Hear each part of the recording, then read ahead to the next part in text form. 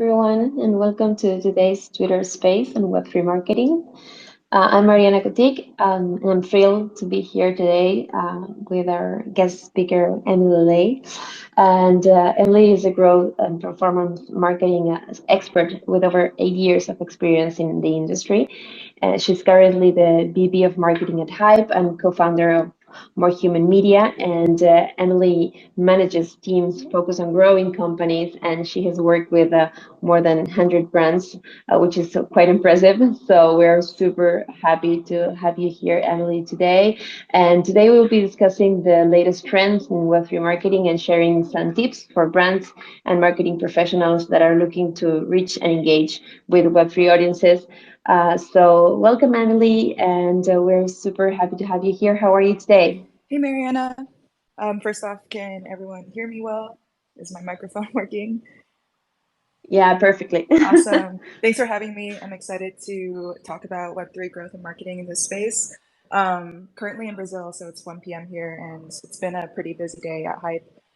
But excited to just take a break and share some of the things that we're doing. Sounds great, and we're really thrilled to have you here. And I would love to start with if you can share a little bit of your origin story. How did you get involved in Web3 in the first place? Yeah, so I got involved in Web3 before the term even came out. I first heard of Bitcoin when I was in college. Back then, the price was less than $500, and I remember it going from 500 to 900 and seeing headlines thinking, oh, this is so expensive, totally missed the boat, not ever going to buy in. And at this time, this was around 2014, 2015, I was experimenting with faucets. So back then you could get Bitcoin for free onto a paper wallet, completely lost the private keys there, and really got into Bitcoin mainly out of this idea of fully like private peer-to-peer system for payments. I think the argument back then was a lot more privacy focused than it is today in Web3. And back then it was also, the argument was against like the Federal Reserve and central banking system. So it's really interesting to see how it evolved. The first time I bought Bitcoin was around 2016. So after college, this was around when it was $2,000 or $3,000. And I haven't actually combined crypto, Web3 blockchain, and marketing up until joining Hype about a year and 7 months ago. Oh, that sounds great. Also, I mean, looks like 1,000 years ago because back in 2016, nobody even know what, I mean, like normal people, when you talk to people, your friends probably didn't even know what Bitcoin was. And it was really hard to see what was coming next. And so I imagine that it was quite a journey for you to start there. And now like being part of Web3 in such an active way and introducing and onboarding brands to Web3, right? Yeah, it's really wild to see how the space has developed. And when I first learned of Bitcoin, it was just Bitcoin, and then Ethereum popped up, and then now you can really see the ecosystem, and also multiple ecosystems too. So if we consider every layer one as an ecosystem, it's really cool to see all the different dApps, apps, and protocols built on top, and just how the general community has changed. Yes, absolutely. And it's great that you have I mean, you've been through all this evolution through the last years because you have a kind of general overview of what the ecosystem looked like a few years ago and how it's evolving. So I mean, this Twitter space is it's in the context of this new Web3 marketing course that we're offering for free in our YouTube channel. So this lesson in particular that we're offering this week is about audiences and channels. So I would love to know regarding this, Web3 audiences that we are discussing this week on the course. I mean, who are the typical users of Web3 and what do you think motivates them? And how does Web3 audiences differ from traditional tech audiences? I mean, you have been around for a while, so probably you have now good insights about it. Yeah, so for one, it does vary. I would say, like, number one, the audience size and dynamics change. I would say it expands and contracts depending on market cycles. And it also develops and grows over time depending on utilities and or different types of verticals entering the space. So what I mean by this is, for example, Web3 is an umbrella term, but gaming like Axie Infinity, they might bring in a completely different audience. And technically, Axie Infinity, most of us would consider them as a Web3 company, but they definitely can acquire a lot of Web2 or non-Web3 users, namely gamers. So there are a ton of different verticals and niches, but I will say maybe about 3 years ago, the main audiences we saw were early adopters, tech adopters, so usually VCs, you're thinking about the tech investors, as well as airdrop hunters back in the day. And in the last 2 years, there's a massive influx of artists. So that could be anyone from NFT creators, musicians, even podcasters are now getting tokenized. And there also is just general people who are still just traders. So yeah, there's a lot of different niches. I would say if we really layer it out, there's going to be folks that are day in, day out, or like week in, week out, active in Discord communities. And there's also going to be the other spectrum of people that simply just maybe hold Bitcoin or Ethereum. They're not in Discord whatsoever. Maybe they hold it on a ledger or on Coinbase or some uh, centralized exchange. And then there's also like the mainstream audience where maybe they've never touched it whatsoever. And there's overlap between those three layers, I would say. Wow, sounds like a big challenge to kind of understand what all these different audiences are hanging out and how to reach them and how to really kind of connect with these different audiences because the profiles can be, I mean, so diverse. So, I mean, what are the main challenges associated with building a relationship with these different audiences that you mentioned? So it really depends on exactly what the company or project is about. And every company or project will have challenges depending on their stage. So how mature are they? Are they just now launching? How fleshed out is their product?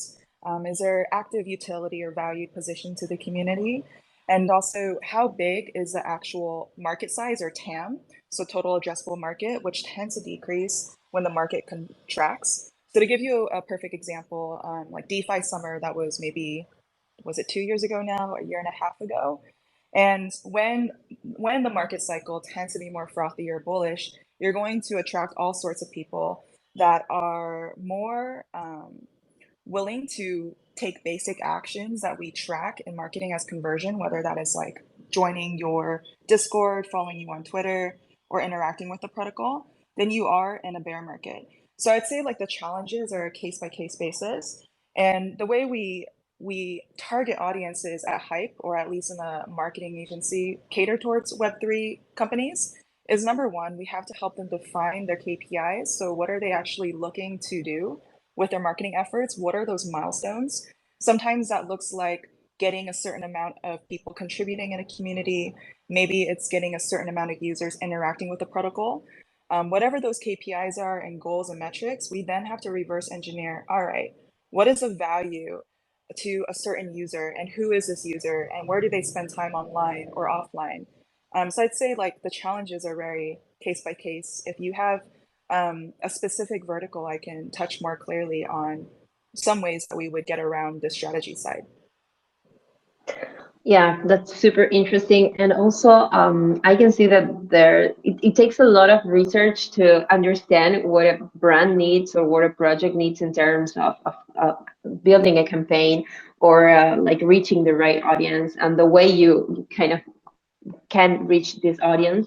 And there's also, I know you use like Web2 platforms as channels. And but the thing is, do you use these channels, let's say Twitter, for example, in a different way that you use it for Web2 campaigns? Yeah, so specific to Twitter, I would say like Twitter is, classic tech company. It's not Web3 outside of the fact that you can have NFT profile pictures, which was a new feature that came out sometime in the last year. Um, the way we use Twitter at Hype and for most Web3 companies is usually for both organic social and also some paid ads, depending on the project and if it's the right fit. And I will say, like, out of my 8 years of doing e-commerce, SaaS, direct and other direct response marketing for digital companies. I've never ran Twitter ads until joining Hype. So although it is like a Web2 channel, I would say Twitter is definitely a core channel for Web3 and crypto audiences, and not so much for typical Web2 audiences. Yeah, absolutely. And I know, I mean, you use Meta a lot also, and it's like a typical Web2 platform, but the thing is, somehow it works for Web3 campaigns too, right? Yes and no. So it depends. We have used Meta for things like gaming. We have used it for developer campaigns.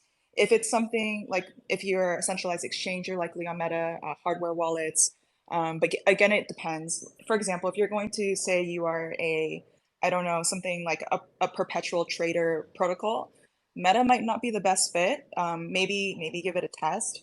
But most of the cases, when we think of Meta, we think of how do we reach mainstream audiences in retail. So I think the best verticals for this would be anything related to metaverse, gaming, NFT, music, art, and maybe some developer marketing and some centralized exchanges and some hardware. Absolutely. Well, that makes sense. Absolutely. And also, I mean, what we can see is like Web3 movement like promotes a more relational rather than transactional relationship between users and brands. So, what can you tell us about how to build these relationships between Web3 audiences across channels with these brands or these projects? What do you feel that works and what doesn't work? Yeah, so the core of Web3 marketing is community-led marketing. And what that means is you have to really put some intention and thought in designing what is the value of when somebody joins a community. So similar to Third Academy, you have a community here. And also, community is kind of a bloated term.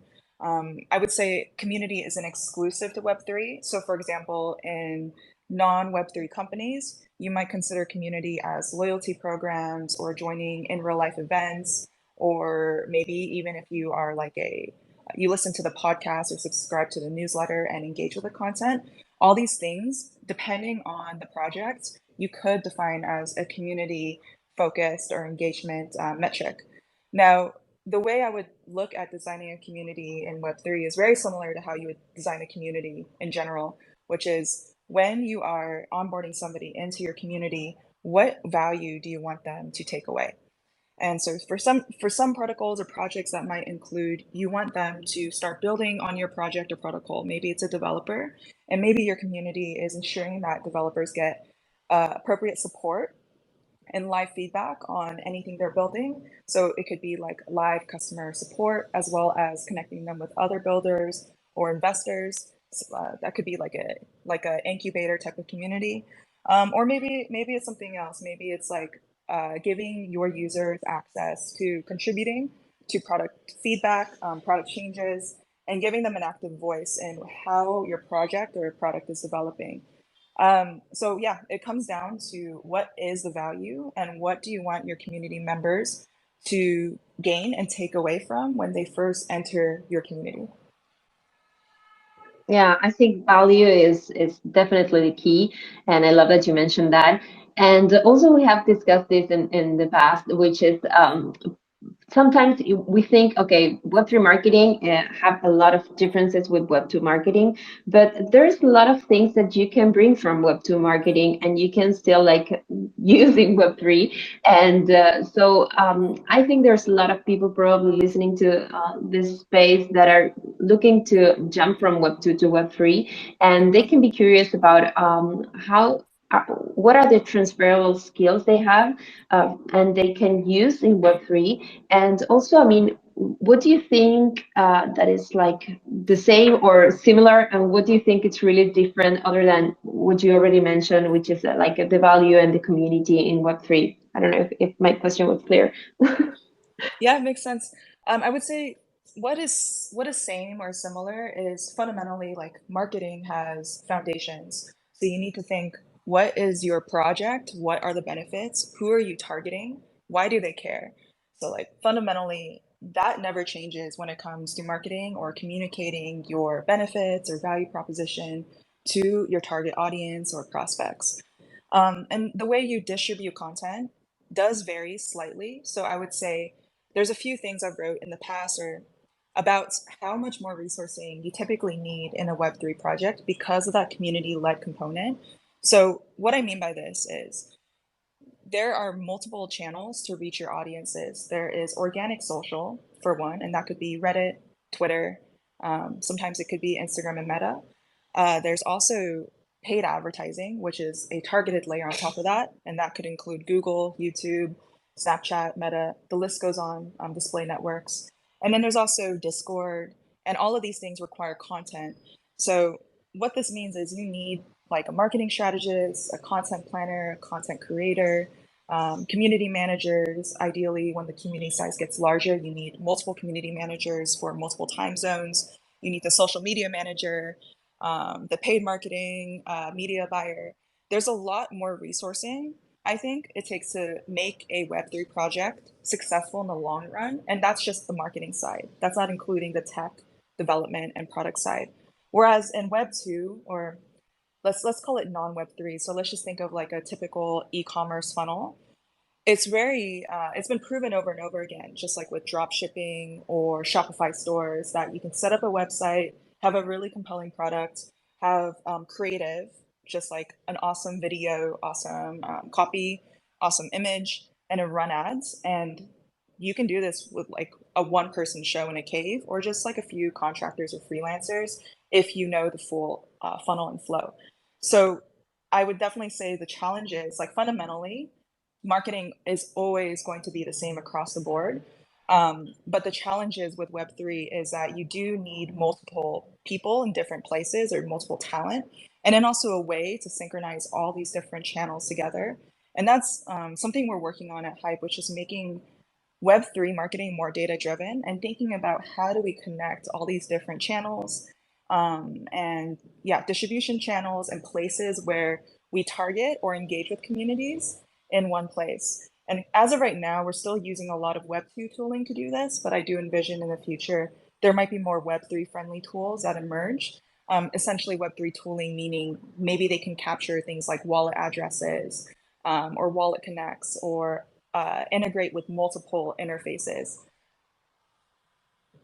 Wow, that's so interesting. I mean, first of all, it sounds a little bit overwhelming, the amount of, I don't know, resources you need to run a good campaign in Web3, and all the things you have to think about and you have to consider to make it successful. So I think it's amazing that you are like talking about this, and we are discussing this right now, because actually the thing is, sometimes when you're thinking about it, creating a campaign, it's really hard to define what is the right plan, what to do, where exactly you need to focus for your audiences. And also, I think it's great that you mentioned how this channels will look like in the future. So how do you see this ecosystem evolving in terms of the platforms we will be using in the, I mean, let's say next year or in a couple of years, and also the channels we will use to run these campaigns? I mean, how do you see this future?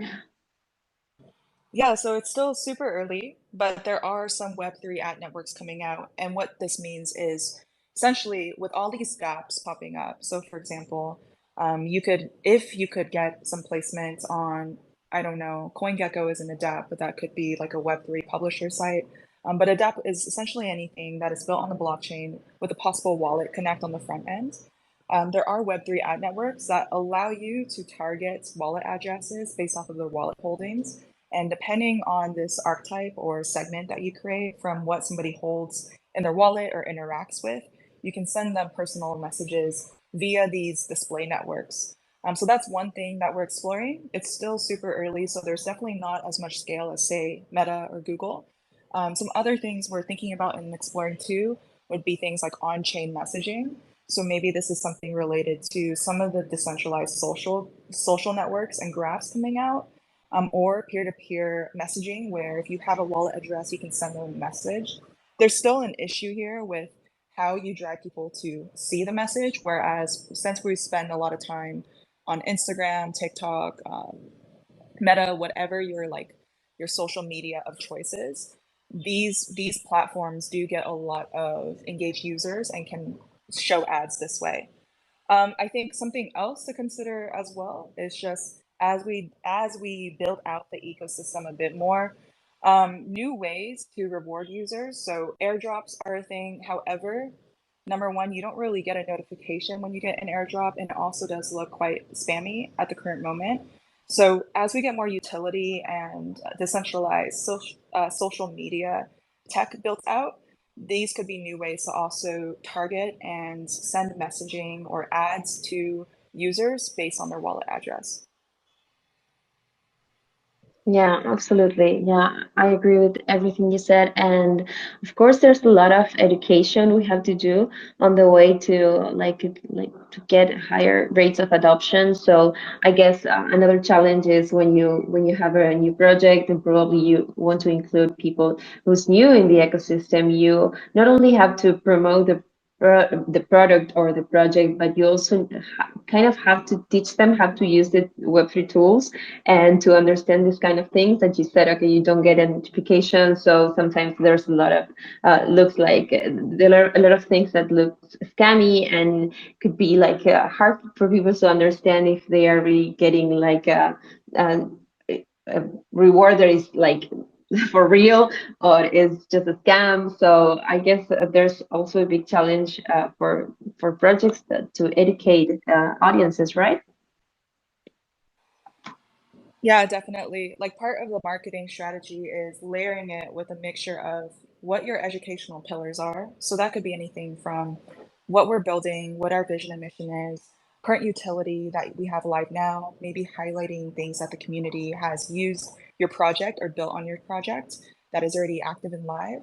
That would be the educational pillar. And then there's also the more direct response pillar of hey, join our Discord. Maybe you might get an allow list or a free mint or an NFT or some POAP, some type of incentive mechanism to drive direct response. This would also be covered under the questing tooling that we're seeing emerging this last year. Absolutely. And working at Hype and with all your experience with working with Web3 and Web2 brands, I guess you have seen a lot of strategies and a lot of ways that Web3 like brands are trying to reach out their audiences. And I wonder what are some common mistakes that brands make when trying to do so? I mean, do you have any ideas or any tips for people? Because a lot of people here are like we'll try to avoid those mistakes probably. So if you can think about something, it would be great to hear. Yeah, there's a lot. I'm not quite sure where to start. I would say number one, at least with my experience of working with some projects, a lot of the projects are building really cool things. And sometimes when you have a product focused team, the marketing side is a bit missed. And it's really important to ensure that you have your KPIs and goals defined. So this way you can reverse engineer and create the right marketing campaign or content distribution plan based on your product milestones to capture new users or community members. Something else that I think is also and could be a challenge is sometimes I notice projects get too focused on one channel only, where truly Web3 marketing is a bit omnipresent, meaning you do have to show up in multiple places at the same time. So if you're purely just focusing on, hey, let's just get a ton of KOLs or influencers to push or shill our projects, and you're neglecting your content plan on social or your Discord or your community activation campaign, then you're also not setting yourself up for success. But yeah, I would definitely say number one is really the KPIs and metrics, and it's still like still very early, and we're still developing the best frameworks for this. What we found is it varies project by project, so there isn't really a one size fits all when it comes to the defined KPIs. But this also makes sense, right? Because in non Web3 brands, it's similar. A game might have very different KPIs and metrics than a soda company or a clothing company that sells online and in retail. So I think there will be a need for a lot more non Web3 marketers to enter this space and bring these foundational marketing frameworks we have while also learning all of the new Web3 utility and tooling that is coming out, and kind of make like an idea baby and just experiment and test with what's working out there and what's not. And then the last thing to say about this is what tends to work or doesn't work can always change, because what we've noticed is in a bull market, for example, you might have seen a lot of automated DMs and shilling and bots. And back in a bull market, this could have been a lot more effective. Where now it's not it's very ineffective. We've seen this type of trend with e-commerce as well, where about 5, 6 years ago, a lot of e-com companies were paying massive celebrities large sums, anywhere from 6 to 7 figures, just to post a Instagram story or post about the product. And consumers have definitely caught on. And since then, it's now migrated to more micro influencers, and even one layer further now of getting people to create UGC content, just like general like reels or videos of themselves, where it doesn't even look like an ad whatsoever. And these are ran on socials as paid or organic posts. So what I'm noticing that with how e-commerce and digital marketing has evolved is happening in crypto as well, except in crypto, it's happening at a very fast pace because we're also beholden to the market cycles. Yeah, absolutely. I think I love that you mentioned that because I mean, you can see it if you're in the space. You can see there's old strategies that doesn't look like it's working right now, and so it's one more thing to think about in which part of the. I mean, in which stage are you? If you are in the middle of a bull market, it's one thing. If it's a bear market or a long bear market, like the one we're in right now, it's so different, and the way people like engage with projects and brands. So and I also like to go back a little bit to the how you measure success, because you mentioned metrics, and I think it's so important for a marketer to understand what metrics should they be paying attention to. So what are you paying what metrics are you paying attention to now when you're running a campaign? So it really depends on the project. How about this? Can you give me like a vertical? So say like NFT, infra, DeFi, and then I can help share some KPIs related to that type of vertical. Let's say NFTs, for example. Perfect. So for number one with NFTs, you have to consider, is this pre-mint, post-mint? Is this like pre-launch essentially? And of course, some NFTs will have multiple waves. Now, a few things Yeah. to measure for an NFT project, if it is pre-launch, would be the the tertiary or secondary vanity metrics, and that could be anything from social, number of like followers, your engagement rate, number of Discord and community members, website visitors, and then also the engagement rates related to all of that. So how many messages are being sent in Discord? What is the sentiment analysis there? And then the layer above that. So if it's going to be pre-NFT launch, you want to measure things like what is the allow list size, how many people are on there, and make sure you fully understand the funnel. Meaning, let's say you have a mint that you need to sell out of 1,000, purely looking at the numbers, you need to make an assumption of, okay, we need X% in the Discord to sell out a 1,000 collection mint. Now, if you need X people in the Discord, how many people do you need? Or sorry, a layer above the mint would be the allow list. So if you need X amount of people on the allow list to sell out a 1,000 NFT collection mint, how many people do you need on the Discord to fill up that allow list size? And based on that number of people you need in the Discord or community, how many people do you need on your Twitter or at least seeing your content and driving to the community? So understanding the funnel and reverse engineering that full all the single metrics there is really important. And then post mint would be things like what is the royalties collected, how many NFTs per holder, how many holders do you have, and this is also not including the general Web2 metrics that could be such as like your email list, if you have one, if that is a distribution channel for you, or yeah, I would say email list. But it does just depend on the actual collection and project. Well, thank you for that. So interesting, and again, so many things to consider for a campaign. So that sounds great, and it's good to have like an overview of how much it takes to understand what's the right strategy for a brand. And also, I want to go back to something you mentioned before, which is influencer marketing. So I would love to know how are you using influencer marketing right now, and also.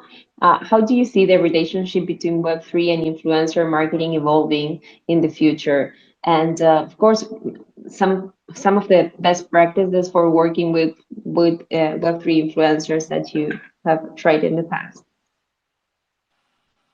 Yeah, so I would say when it comes to influencer marketing, I'm not the biggest expert here, but just what I've noticed empirically is that the types of influencers have definitely evolved since coming from a bull market to a bear market. And I would also transform the idea of influencer marketing to partnerships and KOLs. So it's similar to that e-commerce example I gave earlier. Number one, I think it's awesome to get like a brand ambassador versus like a one-time influencer partnership, and that brand ambassador idea is also fully aligned with partnership announcements and partnership co-marketing. And we see this a lot in Web3. I think it's also a signal to the Web3 ecosystem and community that you're actively building and you're not just a project simply looking to attract holders or investors, and that you are interacting with other protocols or projects in the space. So, yeah, I would say the main evolution of influencer marketing is back during the bull market cycle, and you'll see a lot of news about this right now. There's a few celebrities or um, people in the space that are getting sued, I think, from a lot of rug pulls and scams. And Yeah. it's now since evolved to more notable KOLs as well as founders or other leaders in the space. And there's another wave that I've seen of just general partnerships. So that instead of it being the project to an individual relationship, it's project to project. Yeah, that seems to be, it makes sense, absolutely. And it seems to be like the one of the biggest difference between influencers in Web 2 and in Web 3, that in Web 3 we're talking about, I mean, people's looking for, I mean, they are looking after and they are looking for advice from experts, from people that actually showed in the past knowledge about some specific topic, and this is the people they are following, and they are like trying to kind of I don't know, they used to guide in the Web3 ecosystem in general, and so I think it's I mean, this is one thing to keep an eye on how is this evolving, and what are the kind of influencers that really make sense to have in the middle of a campaign, I guess, right? And well, that sounds great. And also, I mean, I would love to know if you have an idea. I mean, if you have in mind some examples of successful Web3 marketing campaigns and what made them successful. Sure. So it goes back to how you define success. One that just popped into my mind is we have been doing developer marketing and DevRel for one of our projects, and they're essentially a blockchain that allows developers to build games or build other types of dApps or wallets on top of their blockchain. And one form of measurement we've done are npm and yarn installs. And we just checked today. So let me reel back here. Number one, I'm not technical, so I'm not a coder or know anything about coding or how to code. But npm and yarn installs are a signal of you are installing something to start coding. And I probably can't say that as elegantly as our DevRel team, but something that we noticed was with our efforts of DevRel, which a lot of this is developer education, that could be anything from videos or coding tutorials, as well as advising the client on their funnel, meaning how do we drive developers to learn more about the project and get started quickly. We noticed that NPM and Yarn installs nearly doubled this quarter, so quarter one 2023 versus quarter four 2022. So that's an example of a success. And to add on to that, so we have the DevRel team creating the content and advising what is the best way to communicate with developers. And then we also have the paid marketing team amplifying these things on different ad networks. And we have the social team posting on Twitter organically And we also have announcements in Discord coming from the community managers. So it's definitely a team effort. And in this case, the success measured in these commitments from developers is kind of our North Star metric in whether our marketing efforts are working or not. Oh, thank you for that. That's great, and it's so good to like to understand a little bit more how it works. And I would love to invite people to ask you questions because I'm sure they have a lot of questions too. So I would love to probably I will ask you one more question, and then I will open the mic for people who want to ask you things too. So, but since we have in our community a lot of people starting in Web3, what is some advice you would give them to someone who's just starting in Web3 in marketing and what they should learn or what they should focus on to be a better marketer in Web3? I would definitely say interact with other projects, find projects and communities that you think are awesome and that you care about, and then just do like a check-in with yourself on what about their community or their advertising or their news or their social media posts attract you to them, and record these down because it could be used in marketing strategies you propose to your clients. So that would be like the artful way, I suppose. Another way is something I often do is just look at a website or Twitter fresh and just see if I fully understand what the project is doing and can clearly be guided towards whatever they want me to do. So what I mean by this is, all right, you land on a Twitter because maybe there's some announcement post or campaign post. From that campaign post, if you enter their campaign, maybe that's on some questing platform or on their website or into their Discord. What is the onboarding flow like? Does it make sense? Is there anything that confuses you along the way? Um, I would definitely take the more like personal and sentimental approach and interacting with what is currently out there. And then the other thing I would do as well is all of the marketing fundamentals, like I mentioned earlier in this space, it's the same. It's always the same. It's just thinking about the who, what, why. Um, and that also means that marketing has many different domains, meaning that, for example, I'm not a DevRel marketer. I don't know a lot about developer marketing as much as our DevRel team. And every day, even in the paid marketing department or our other agency departments, we're constantly experimenting and testing new things at work. So that mindset is fundamental.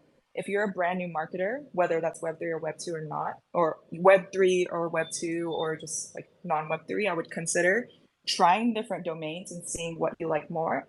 Maybe you get really into copywriting, which is a domain of marketing, or email marketing, or paid ads, or data driven marketing analytics. It really depends. So, and that type of experimental mindset can also be applied once you do find the domain that you want to expand on. That sounds great. Great tips, and I think it's going to be really useful for people starting in Web3. And well, if you have questions, just raise your hand and I will open the mic for you so you can ask questions to Emily. So feel free to do it. And also, I would love to know if there's any I don't know type of project that you see and you're excited about in the future because you see them growing. And I mean, in general, in Web3, I'm talking about more in general in Web3. What do you find exciting in the future?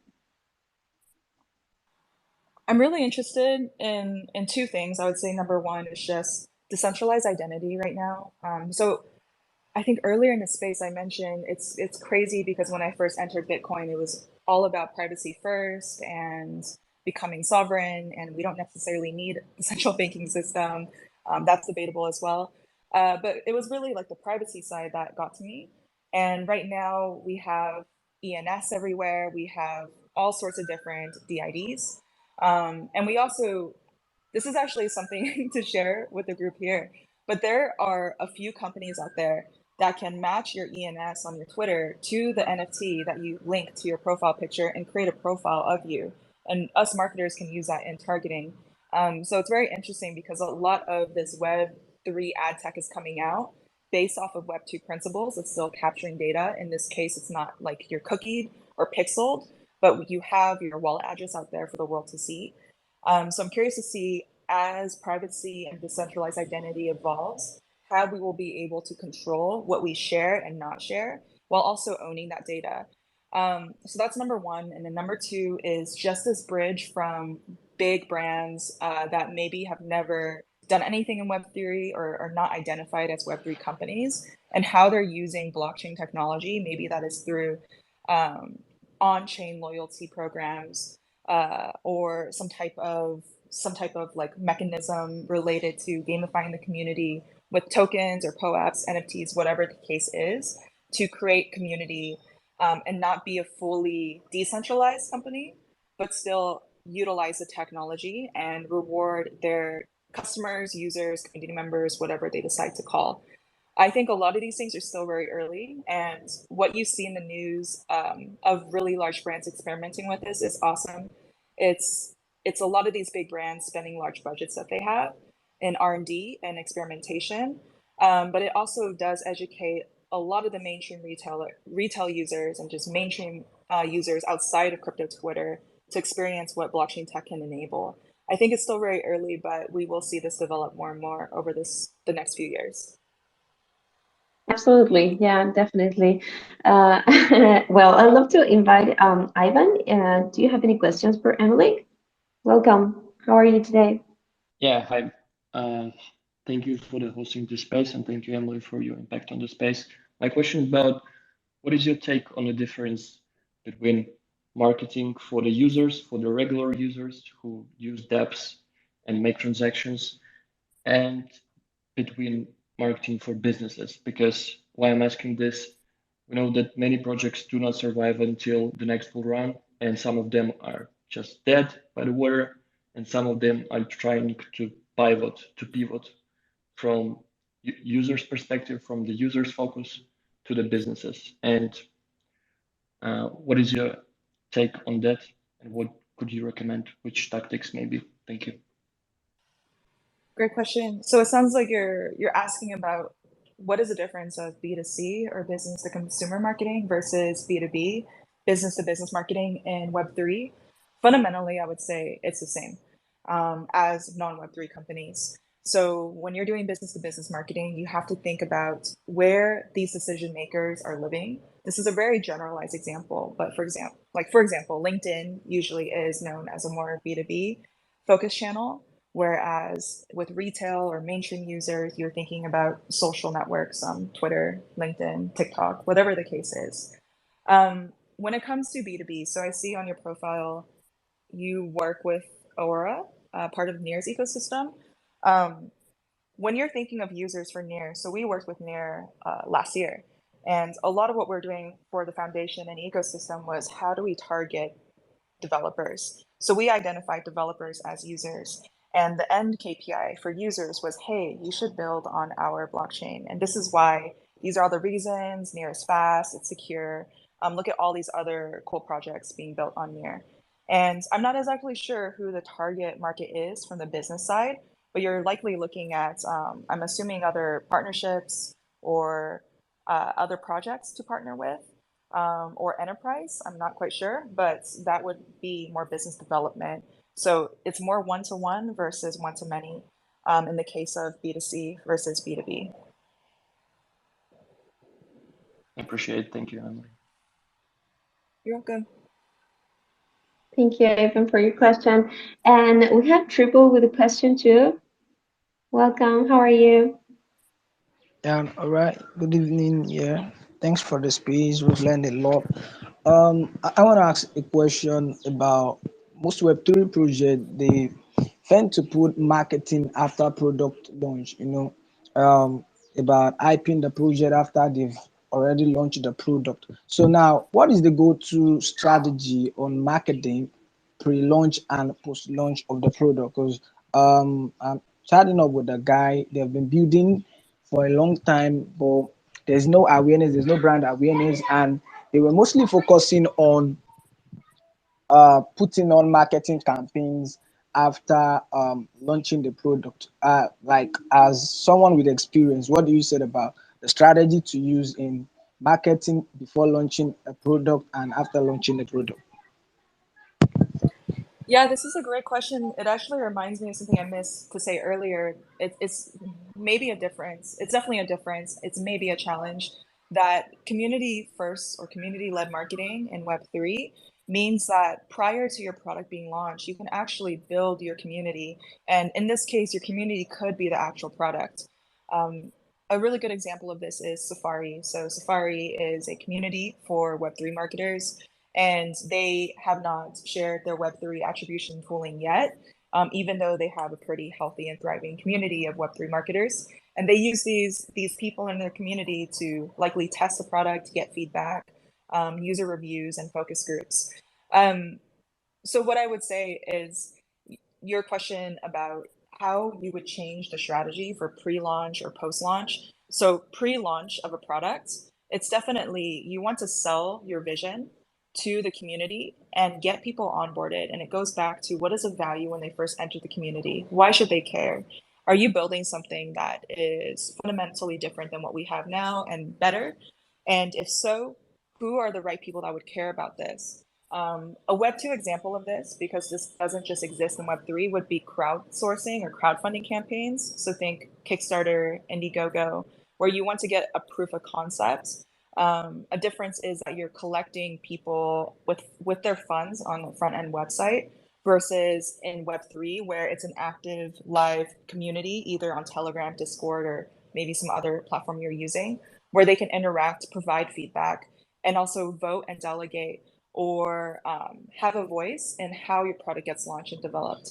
So that is actually a fundamental difference that you see in Web3 marketing that you don't see in non-Web3 companies. Yeah, all right, God, thanks for sharing. Thank you so much for your question. And we have Stefano. Hello, Stefano, how are you? Hello, I'm all good, thanks. How are you? Great. Thank you for Feel free to ask your thank you for hosting the spaces, and thank you for all the alpha, Emily. I've actually got a question. So Ivan asked you about B2B versus B2C.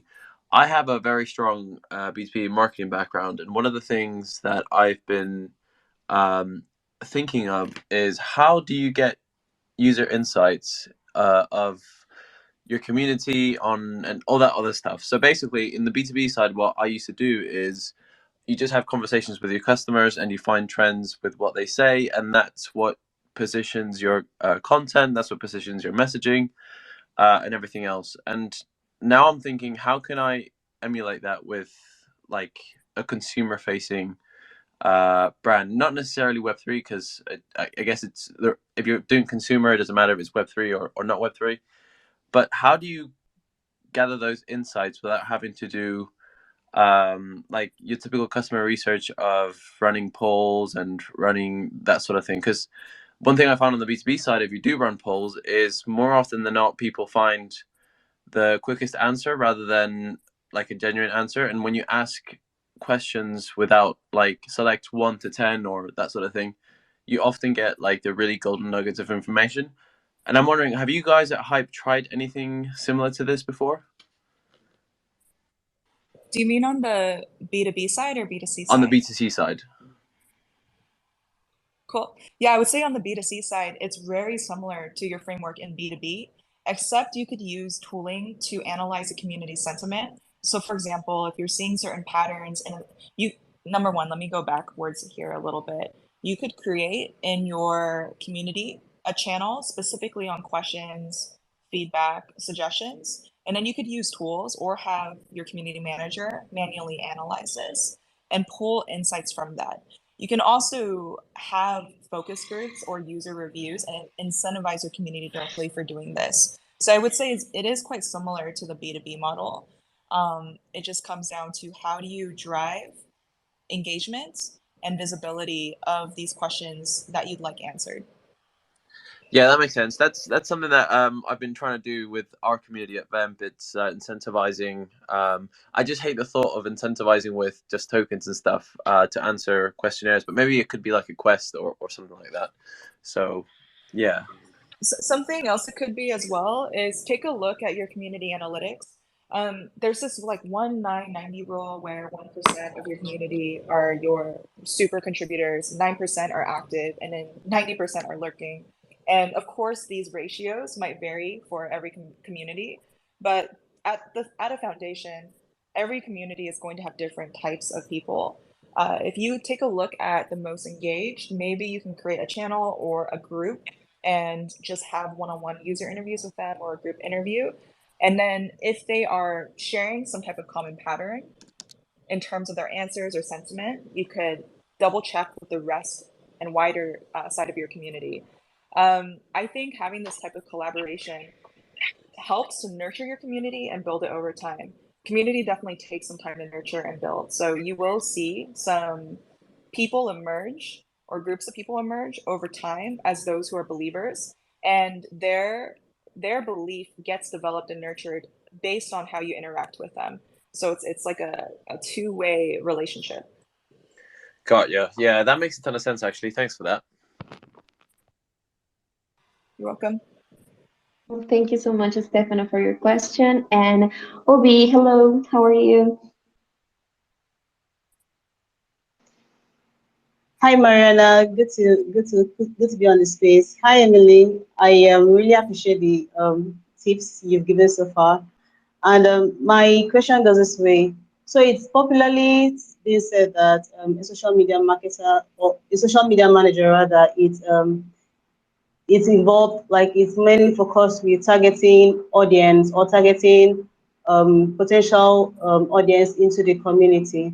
So that involves a bit of marketing, if I must say. So what's like the best approach a social media manager can actually apply in terms of marketing the community and ensuring that the ideal or target audience are being directed to the community, if that makes sense? Let me make sure I fully understand. So you're asking about what are the best strategies a social media manager can do to drive people to into your community? Yes, definitely, because I feel social media manager management also involves a bit of marketing, or is there a contrary opinion to that? No, 100%. So social media management, especially in Web3, and if done effectively, 100% is a domain of marketing.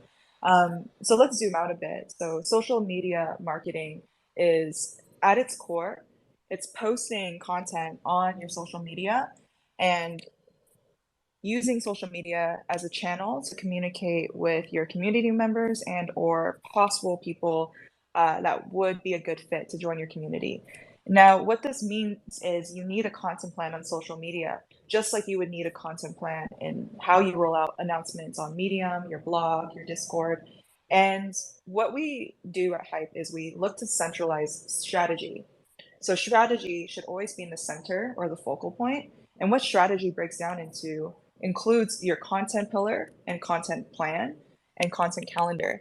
And then we think of all of these channels as a distribution channel layer on top of your strategy. So let's think about your strategy. You have a content plan, you have certain milestones, and then you need to think about every channel you want to distribute these pieces of content to.